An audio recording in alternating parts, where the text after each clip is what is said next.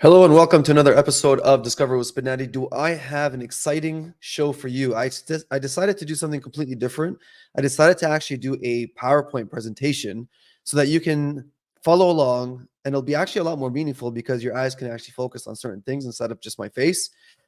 And so I'm trying a few things. So as I'm trying some new things, I really want to present to you something that's incredibly exciting. It took me a while to come up with it. But nevertheless, it is supposed to be short. So I don't know how long this is going to be, but my guess is going to be around 15 to 20 minutes. Hopefully a little bit shorter because I always aim to be a little bit, more terse than for me to be prolonging any kind of talk. Because it's not about me talking, it's about you benefiting. So the topic today is how to get more done in less time. As you can see here, how to get more done in less time. And I've divided it into 5 key steps, 5 steps to guaranteed results. And this is based on a ton of research from many different books. You're going to really enjoy this one because it contains a lot of incredible gems. Like I said, I spent a lot of time preparing for this one. And I really believe this is going to change something about your life. I really believe it just because of the sheer amount of research that is included in this thing. And I've simplified it incredibly. Without further ado, let's continue. Let us get started. So, just to let you know, I am going to be bouncing in and out. So, I'm going to be putting on a slide, and then you're not going to see my face anymore, but the slide's going to be there. And then I'm going to be talking, and then I'll take the slide out, and I'll talk a little bit more, and then I'll put the second slide up, and so on and so forth. Okay. So, just letting you know the rhythm of this podcast. Like I said, I'm trying something new, and I really want to do this for the next 30 days. I want to see how it's going to be. I know it's incredibly time consuming for me, but I know that you're going to benefit from it. So that's all I care about. Okay, let's get started. How to get more done in less time. This is the 5 steps to guaranteed results. Now, like I said, I've divided it into 5 steps based on a ton of research, and I actually excluded quite a bit. So I'm going to revisit these things, not specifically those 5 steps, but revisit this kind of theme in different formats and different slides, simply because I've omitted a lot of really good things. And I could, because I can't talk about everything, or else we're going to be here for a very, very long time. And I know your time is valuable. And so I want to deliver the best punch for the time that you're going to be spending with me. So, how to get more done in less time? Why did I pick this topic? Because we all feel that time is fleeting. We all feel that time is kind of like we're losing it. We're not, time is the most valuable, if you want to say, commodity, period. And we only have 24 hours in one day. And the thing about time that is not true about anything else is that once time is gone, you can never get it back. Once time is gone, you will never, ever be able to retrieve it. And that's why, people are working on time machines to be able to go back in time, which is, neither here nor there. But this is the reason why I came up with this, is that how do we maximize our time so that we can do as much as possible and get the most from our time that we have very limited number of. And so then we feel a lot more fulfilled, and by correlation, or by extension, you'll feel happier.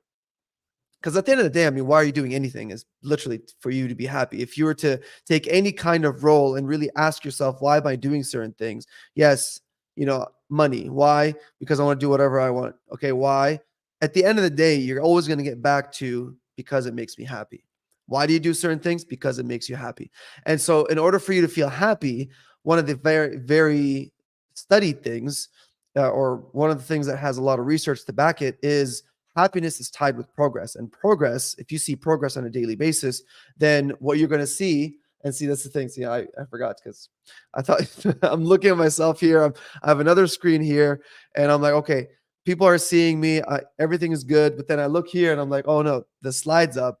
So again, I'm trying to get used to this thing. Anyway, the whole point here is that time is very fleeting, and that for you to actually feel progress in your life, you have to be able to maximize your time. And this is the podcast for you. Getting back to the slide. So, what is the first step? The first step is to choose one thing only. In order for you to get more done in less time, you have to be able to focus on one thing. Because as you see here, and this is a Russian proverb, and it says, chase two rabbits, catch none. So if you can imagine that you have two rabbits you're chasing after, kind of just like the imagery of it. If you have two rabbits that you're chasing after, well, then you're not going to be able to catch either because they're going to go in different directions. So this is the exact same thing when it comes to goal setting or when it comes to you wanting to achieve things, because as we want to achieve anything in life, we always tend to sit down, we write a huge compendium of things that we want to achieve, but in reality, we don't have that time, we don't have that focus. So this is part of the discipline of you accomplishing more to achieve more in less time is for you to pick one thing. As they say, you have to pick a wig, which is a widely important thing. Okay, that's a wig, widely important goal. So here you can see here it says one thing equals 80%, and two things equal 64%, and three things equal 50%. Now, what does it mean? What does it mean that one thing equals 80%? Two things equals 64%, and three things equals 50%. What does that mean? It simply means that if you choose one thing and you pick on one thing that you plan to do, like one goal, for instance, for this year, you pick one thing that you want to do, you have 80% chance of succeeding at that goal if you stick to it, right? If you're very committed to it, you have a plan, you're executing on that plan on a daily basis, you have 80% chance of actually meeting that goal. That's a really high chance. Now, if you have two goals, right? Now you're adding a second one. Research is showing that it's more like multiplying both of the goals, both of the chances of you achieving the goals together. So 80% times 80% gets to 64%, right? So 0.8 times 0.8, 64%. So now you have 64% chance of you actually achieving both those results. So it's a significant drop. Now, if you add one more thing that you want to achieve, now you have a 50% chance of achieving either one of those three things. So that's why it is incredibly important, super, super important for you to pick one thing and one thing only. And this is where the discipline, it's hard. It's very difficult because, if you're presented with many cool things, and this is the whole point of decreasing distraction, is when you're presented with a lot of cool things, your mind goes in many different directions. And you're like, well, I want to do this. I want to do this. I want to do this. But you have to be able to say no. There's a story with Peter Drucker. Peter Drucker is known to be the father of management. And he was once asked by a very famous researcher, incredibly famous researcher, because that researcher wanted to study creativity and wanted to study it from that perspective of Peter Drucker. Yeah, you can Google Peter Drucker. I mean, he's incredibly famous. He's written tons and tons of books on business and management, and he's one of the key players in business and management. People always refer to his works. So Peter Drucker was approached by a letter was sent to him by this researcher, and the researcher basically said, I'd like to study creativity. Now, this is the response of Peter Drucker. Peter Drucker basically said, first of all, I don't believe in creativity. I only believe in productivity. So that kind of shows you the kind of mentality that he had. And the second thing he said is that I cannot accept this because in order for me to be productive, I have to have a lot more no's than I say yes to. And he said that I have a trash bin where I keep all of my no's, all of my things that I say no to, and I want that trash bin to be as full as possible. So that is his method, is that for him to say no to a lot of things in order for him to get focused on that one thing. I can name you a ton of examples, and I'm sure if you were to literally just close your eyes, you can think of quite a bit of them where the highest achievers are the ones that really focus on one thing and one thing only. It's incredibly difficult, but that is the thing that you have to focus on. So 80%. Now, in order for you to focus on that one thing, and I mentioned something called WIG, which is the widely important goal. For you to focus on a widely important goal, you have to get very meta. So you have to really research, and you have to exactly know you have to get very clear on what you want to achieve. This is going to take obviously some time. It's going to take a lot of research. It's going to take a lot of soul digging, because in order for you to get very clear on what you want to do, you have to, I mean, it takes time. There's no shortcut to it, because there's nothing worse, as Stephen Covey once said, there's nothing worse than for you to climb a ladder and get to the top of the ladder, and for you to realize at the top of the ladder that you put the ladder against the wrong wall. And now you have to get back down on the ladder and then switch walls. And you don't want to keep doing that, because that's just wasting your time, demotivating you, causing you to lose energy, to lose momentum. And then you're just going to get back to step one. Now, in order for you to achieve the wildly important goal, the formula, according to the highly productive researchers, or researchers that study productivity, they say that in order for you to have a proper wig, you have to structure it this way. You structure it like this. Get from X to Y by a certain time, date and time. That is the way for you to structure a proper wig, which is a wildly important goal. Get from X to Y by a certain deadline. So an example would be get to no documentary to a video documentary by this date. I know it's incredibly simple. I mean, nothing here that I'm going to present to you is revolutionary, but it's kind of like a reminder backed up by a lot of research.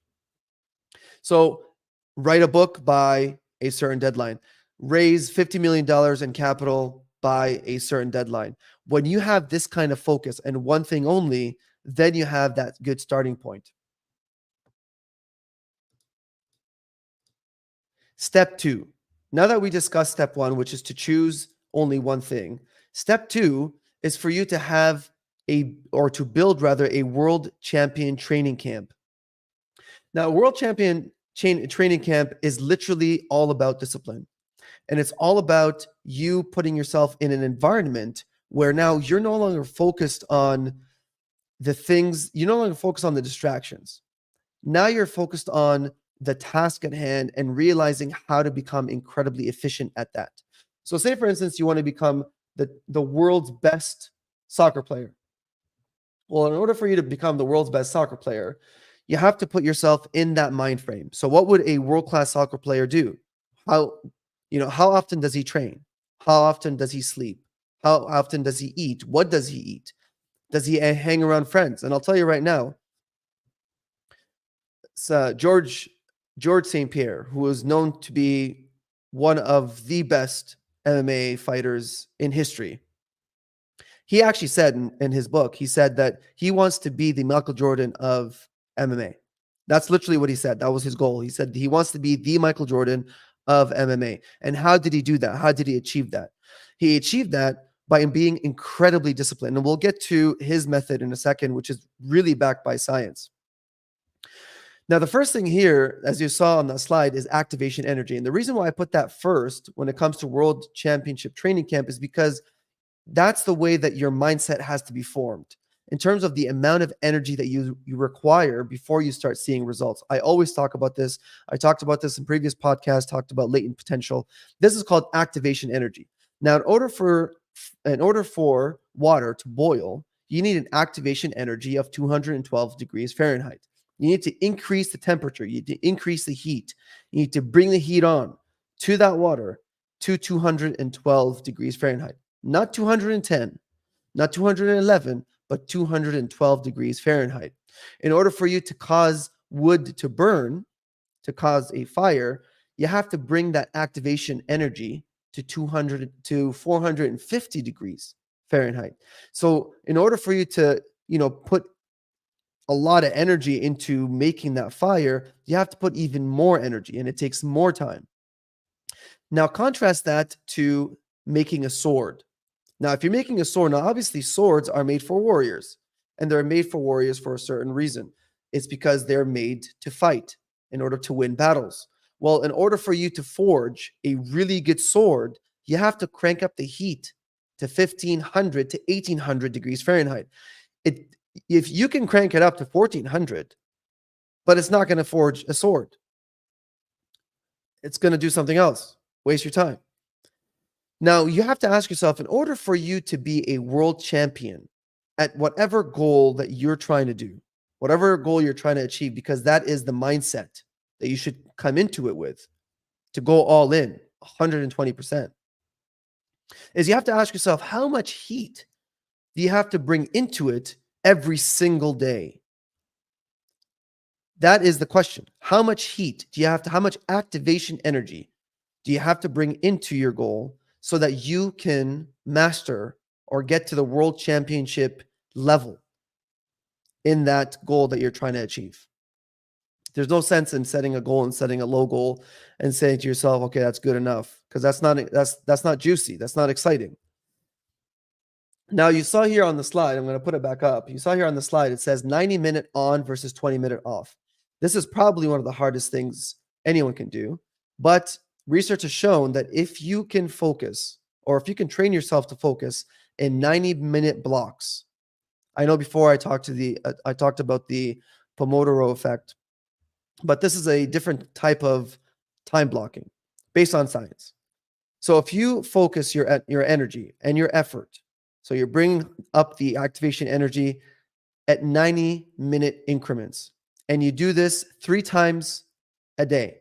So 90-minute increments followed by 20 minutes of off. And when it's off, it really means off. It doesn't mean scrolling on your phone, doesn't mean checking your email. It literally means completely off. So that means you meditate, you move around, you meet with someone, you walk outside, you do something that will actually get your mind to recover. And that's what they call intense recovery. So you do 90 minutes of intense work, intense focus, followed by 20 minutes of just pure recovery. And science has shown, and a lot of researchers are proving this time and time again, that the recovery, the intensity of the recovery has to be just as much as the intensity of the work.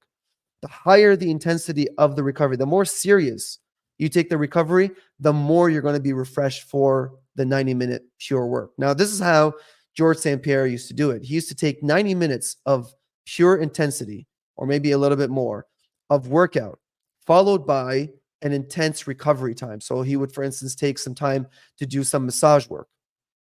And then he would go back and he would do the exact high intensity training for 90 minutes. And then he would take some time off during the day.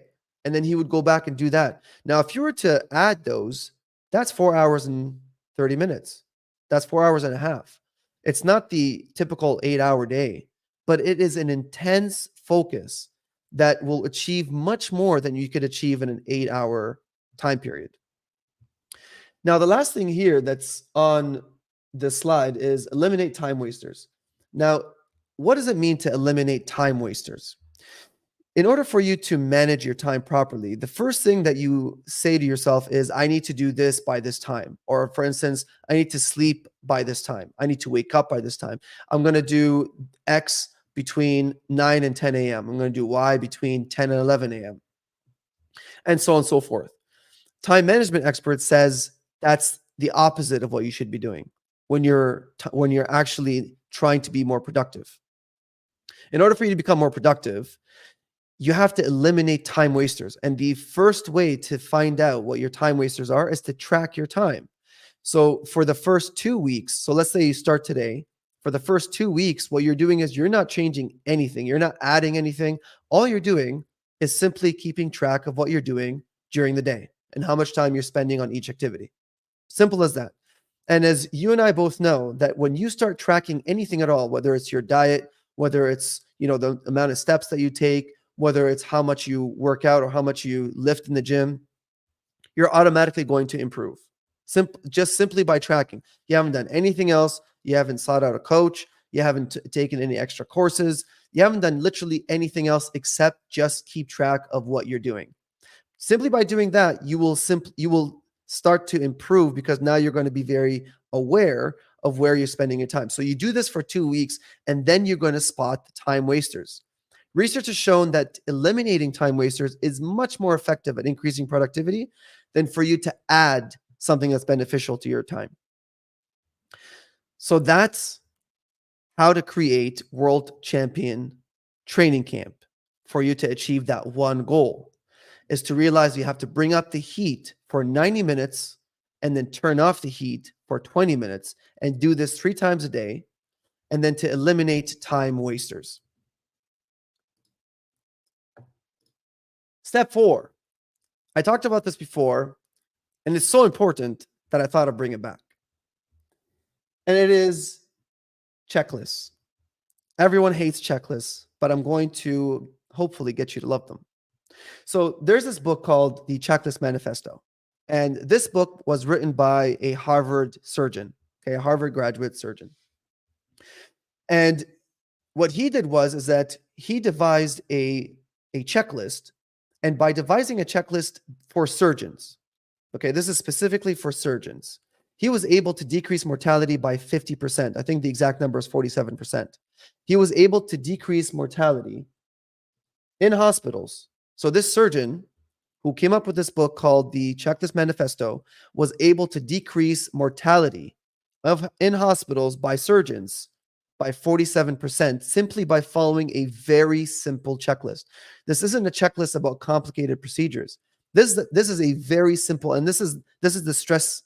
This is what the thing I'm going to stress is the simple checklist routine. So what kind of things was on the checklist? Such as, for instance, did you wash your hands? Did you make a connection with the patient? So on and so forth. By simply doing these very, very simple things. Because as you and I know, surgeons don't need more training. Surgeons are probably one of the most trained people in any field because they go through very rigorous training. So they don't need more training on how to do their things. They need simply reminders on how to do simple things. And by simply doing the simple things, you decrease mortality. Now, think about how having that simple checklist, let's say having 3 keystone simple things that you do on a daily basis, how that's going to decrease the mortality of the time that you kill on a daily basis. Simply by adding a checklist. Think about that.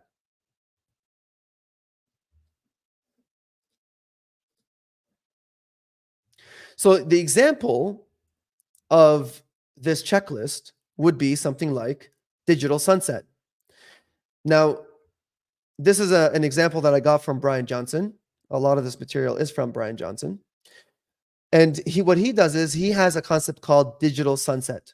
And so digital sunset, what he does is that he turns off all electronics at sunset, literally all of it, everything, turns off literally everything.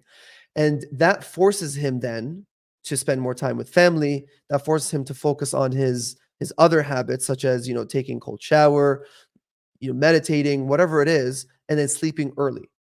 But that keystone checklist, that keystone step that he needs to check off is digital sunset. So you need to figure out what your 3 keystone things are that you have to do on a daily basis. 3 things that you have to do on a daily basis, and you keep that as a scorecard that then will help you achieve your goal. And actually, probably a really good one is that digital sunset, because if you apply that, then now you're forced to focus on the 90-minute, the next day, for instance, you're now forced to focus on that 90-minute of pure work, followed by 20 minutes of recovery, followed by 90 minutes, followed by 20, 90, 20. The other example is to do an AM1 deep work time block. So as soon as you wake up, you literally write down it by not even, you haven't even checked anything yet. You haven't checked your phone. You haven't gone anywhere. You literally write down what you're going to do that day. So that's the AM1 deep work time block. And another checklist would be, or another thing on the check would be, I'm just giving you examples. You can come up with your own, is 60-minute workouts. Depending on your goal, of course, depending on what you're trying to achieve. But I'm just giving you examples. So 60-minute workout, do that every day, every single day. Then if that is what's going to get you closer to your goal, then that's what's going to be on the checklist. Simply by doing that, you will decrease the chance of you killing your time and therefore not achieving your goal by, I don't know, I'm going to say at least 50%. If it's decreasing mortality in hospitals by 50%, I'm going to say by applying a checklist, it's going to decrease the mortality of your time by 50%. So that's step number 3, which is checklists. How's everybody doing? Step number 4 is your iPhone. Now, I dedicated the slide specifically for the iPhone. There are a myriad different distractions, but according to everything that I've read and all the research, literally the iPhone or the Android, whatever smartphone you decide to choose, or whichever one that you use, that one is probably the biggest killer. Now, it says here, step 4, the iPhone. Now, there are case studies and there are studies that basically show that with an iPhone, when you have an iPhone, what happens is that it literally diminishes your power. Kind of like a kryptonite. You know, when you have Superman and he's incredibly strong, but then you introduce kryptonite and he decreases from his power.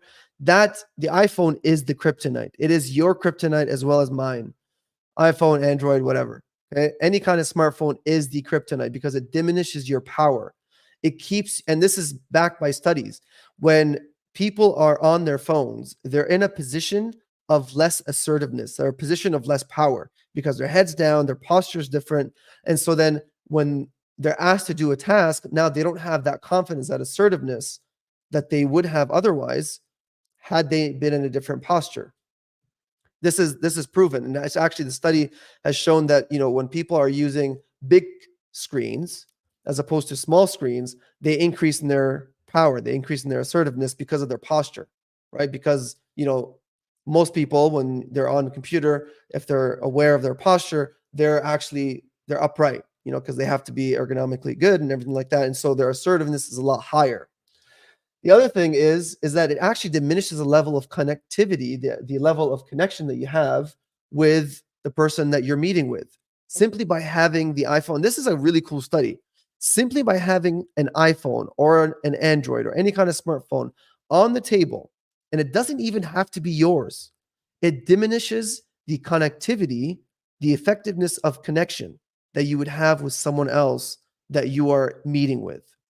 Simply by having, and it doesn't have to be on, it doesn't have to be yours. It simply, just by it being there, it's enough of a distraction.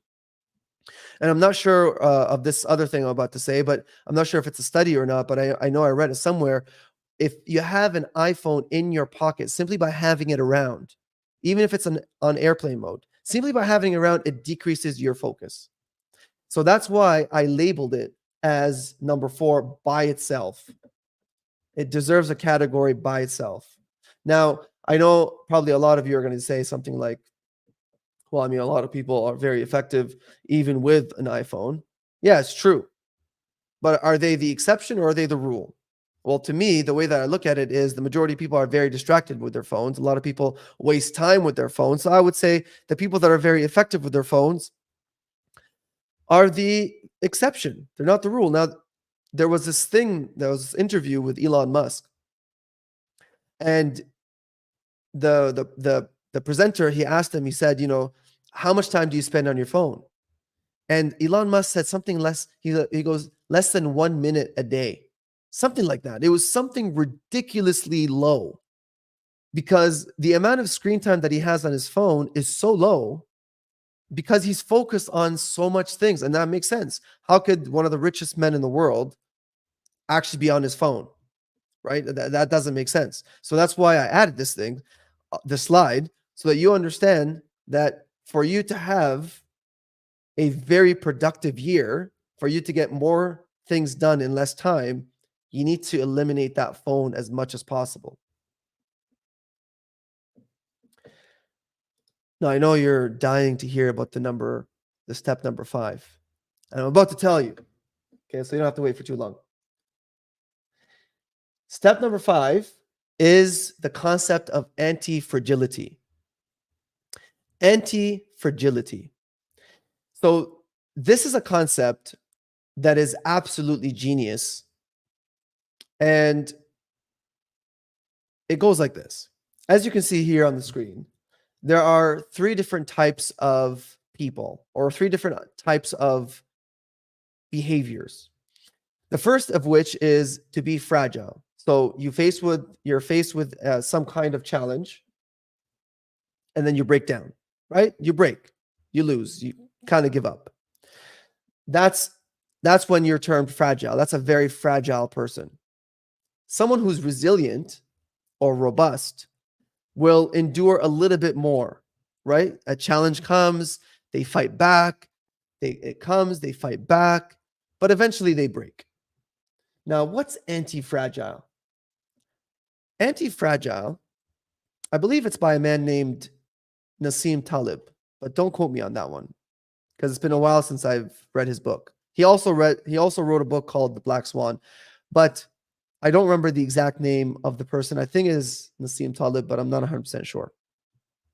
In any case, besides the point. The point is that to be anti-fragile means that not only are you resilient, because resiliency is a less of a power than anti-fragile. Anti-fragile means you look forward to challenges. You look forward to be disappointed because you know the more setbacks that you have, the stronger you're going to get. So it's kind of like having a box that not only says, there's a box that says fragile, handle with care. Okay, so if you drop the box, it breaks. Another box that says resilient, do what you wish, but then if you hit it against the floor too many times, it breaks. The anti-fragile box would say, throw me around and I will get stronger. That's what the box would say. Throw me around and I will get stronger. And that is the concept that you have to carry around with you in order for you to keep going, because eventually, inevitably, you're going to face challenges. You're going to face a lot of setbacks. You're going to face disappointments. You're not going to meet your targets. Some people are going to betray you. People are not going to fulfill their end of the deal.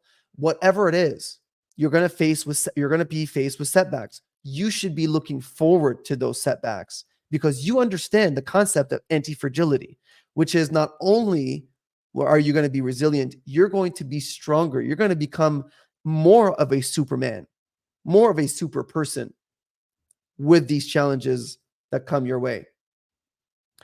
You get more stronger and more committed and more motivated the more disappointments that you get. Thank you for attending this podcast. I hope you enjoyed it. I hope you enjoyed this kind of talk. Oh, I just saw the thing is 32 minutes. My goodness. I was thinking that was going to be shorter. I guess by adding slides, it's longer. Who knew? I hope you enjoyed it. Hope you're having a wonderful long weekend. Tomorrow is family day. I hope you have a fantastic family day. And again, I will see you tomorrow. And as always, keep well and keep smiling.